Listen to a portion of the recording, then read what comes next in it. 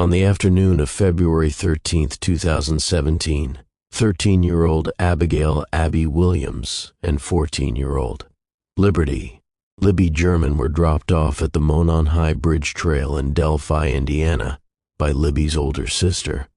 It was an unseasonably warm day, and the girls planned to hike and take photos along the old railroad bridge, which towered high above Deer Creek and was part of a popular but secluded trail system. Libby posted a photo of Abby on the bridge to Snapchat at 2:07 p.m. This would be the last confirmed image of either girl alive. When they failed to arrive at the designated pickup point and couldn't be reached, their families grew concerned and reported them missing by 5:30 p.m. that same evening.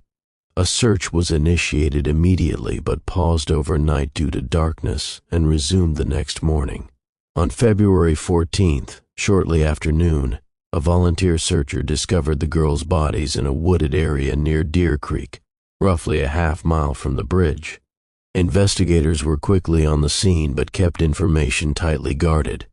The cause of death was never publicly disclosed, though numerous unofficial sources described the scene as brutal and possibly staged. Libby, in an act of remarkable presence of mind, had recorded video and audio of a man approaching them. The man was seen walking on the bridge, wearing jeans, a dark jacket, and a hat.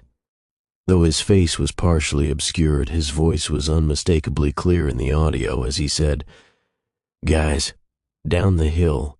This chilling command became the public's haunting connection to the killer. Despite having that critical piece of digital evidence, police were unable to identify the suspect. They released 2 sketches, one in 2017 depicting an older man with facial hair, and another in 2019 showing a younger, clean-shaven male.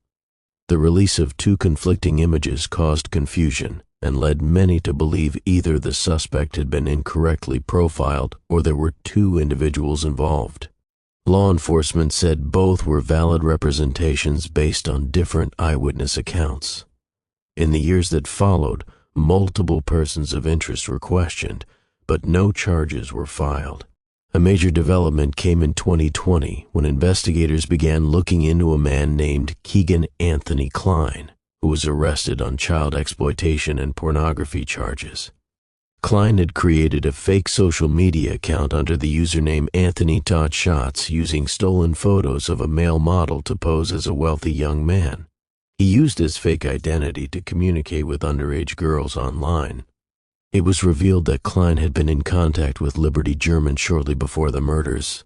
In interviews with police, Klein gave conflicting stories about who had access to his devices and where he was on the day of the crime. Investigators considered whether the fake profile had been used to lure the girls to the Monon High Bridge that day.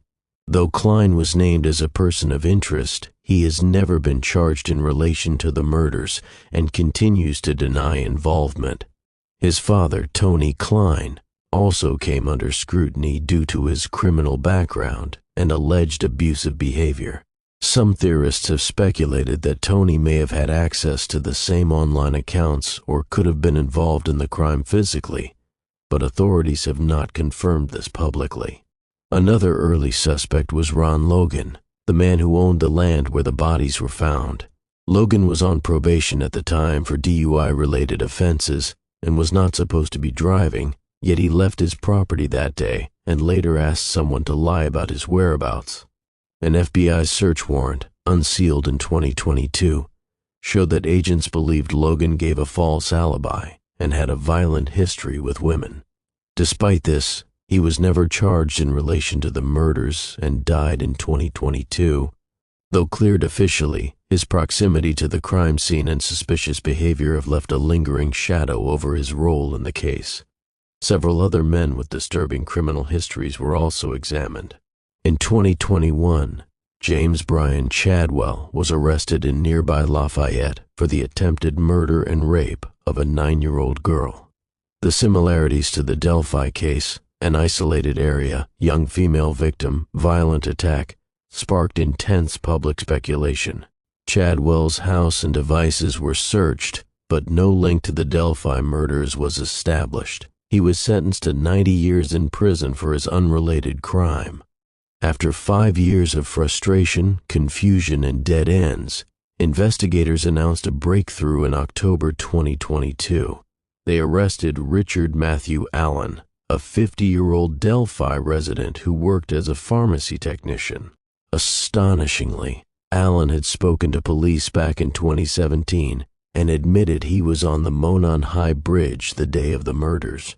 He described wearing jeans and a blue jacket, the exact outfit seen in the video, and said he was there between 1:30 and 3:30 p.m. His admission went unnoticed at the time. A renewed investigative push led to a re-examination of Allen's earlier statements. A .40 caliber unspent bullet found between the girls' bodies was forensically matched to a gun owned by Allen. He had never reported the gun stolen and acknowledged it belonged to him. In addition, fibers and threads from Allen's clothing were found to be consistent with material at the crime scene. Witnesses also reported seeing a muddy, disoriented man walking away from the trail area around the time the girls were killed, someone matching Allen's physical description.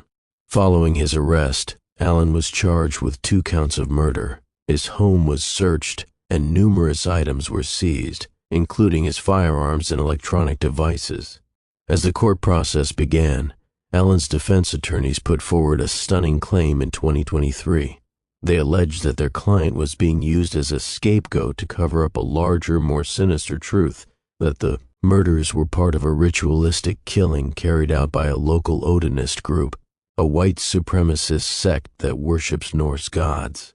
They cited evidence that sticks were arranged in symbolic patterns, that runic symbols were present at the scene, and that the bodies had been staged in a manner consistent with ritual sacrifice.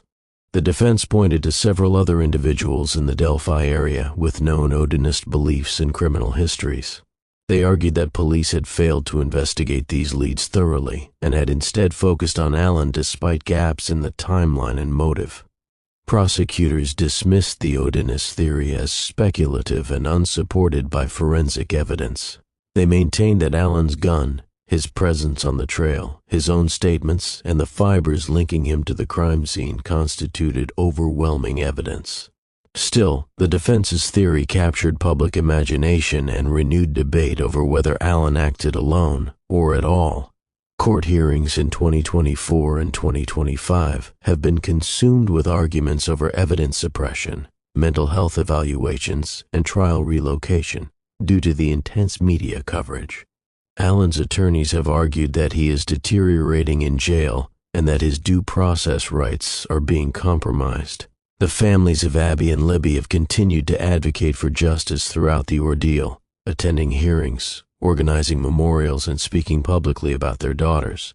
Their strength and resilience helped keep the case in the national spotlight for years.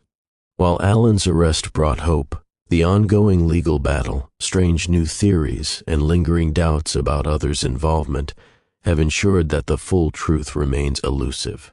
As of mid-2025, no trial date has been confirmed. The case that began with 2 innocent girls on a trail and a single haunting audio clip remains one of the most disturbing and complicated murder mysteries in modern American history.